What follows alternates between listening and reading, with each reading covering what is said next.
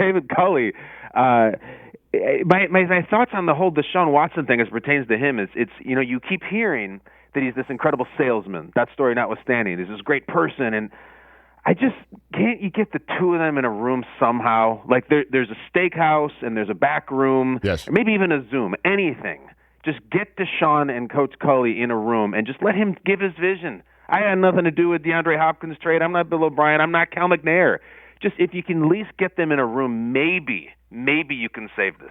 Well, I mean, that's the only way out, I think, because Watson is not going to be painted as a malcontent that right. is, making a money play. I mean, that's just not, that's not going to happen. And if he doesn't really want to play for them anymore and he's demanded a trade, how do you put all that back together? I guess you can. I guess he can start. I guess he's going to be forced to start. I guess you can find him. I guess you can do all those things. Mm-hmm. And then you've got a reluctant superstar, which is the last thing I would think I would ever call Deshaun Watson. I mean, you want to get his effusiveness. You want to get his absolute best, which is his essence, his spirit. And I don't know the way out of that, man. And that's why I'm sitting here thinking that's what kind of surprised me about Stafford, that how quickly that went, and how quickly that went.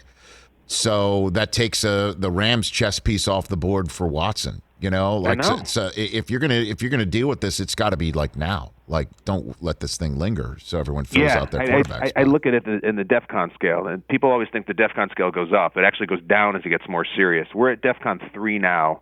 I think when you get to the draft, it gets to 2, because then that's when the trades happen and you want to know what you're doing with going into the draft if you don't have them. And then DEFCON 1, that's training camp. And they said, screw it, we're not drafting a quarterback, we're not trading him, you better show up or we're going to start finding. I hope it doesn't get to that, because I think Deshaun Watson, Rich, somehow applies to what's going on this weekend in Tampa, and that we need someone to challenge Mahomes, and we need someone to do it. And Brady's the only one who's doing it right now, and Brady's not going to be around 6, 7, 8 years from now, we don't think. If you look around at the Lamars and the Josh Allens, I feel like Deshaun Watson's supposed to be the guy. Say what happened. Say what you want about what happened afterwards. He was up 24-0 on Mahomes in the playoffs, and all hell broke loose, not only in that game, but with the Texans since then. But if Watson's leaving, I want him someplace that matters. I would love it if the Raiders got crazy, or the Broncos and said, screw it, we're going to flip the table and make the move for him, and they're going to battle for the next 15 years. I just think not only Texans fans, I think the whole NFL and all the fan base has a stake in Watson, because he may be the only guy who can be the bird to Mahomes' magic. No, and I get you. I, however, would, if you're the Texans, you'd want to flip him to the other conference, and if you're Watson, you'd agree with that. I mean, I would want to get as far away from Mahomes over the next 10 years as I possibly can.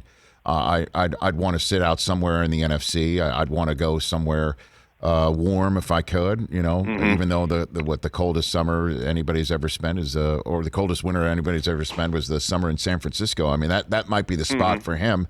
And just before we do delve further into the Super Bowl, if I'm not mistaken, I'm gonna run the risk here, but I think I know the way you tick and the way you're wired, Kyle Brandt. The fact that that DEFCON 1 is more serious than DEFCON 5, even though 1 is a smaller number than 5, is through the movie War Games, correct? Rich, you lobbed it up, and I'm dunking it down. A young Matthew Broderick. Yes, indeed. Messing around on his computer. Next thing you know, DEFCON levels. Of course it's War Games. Absolutely. That's the reason why I know. I mean, so many people hey, it's going to DEFCON 5. I'm like, you realize that's not as serious as DEFCON 1, because I saw War Games, and Barry Corbin, future star of the great Northern Exposure television show, get the president on the horn, all of that stuff. I just wanted to make sure that we are lockstep in that.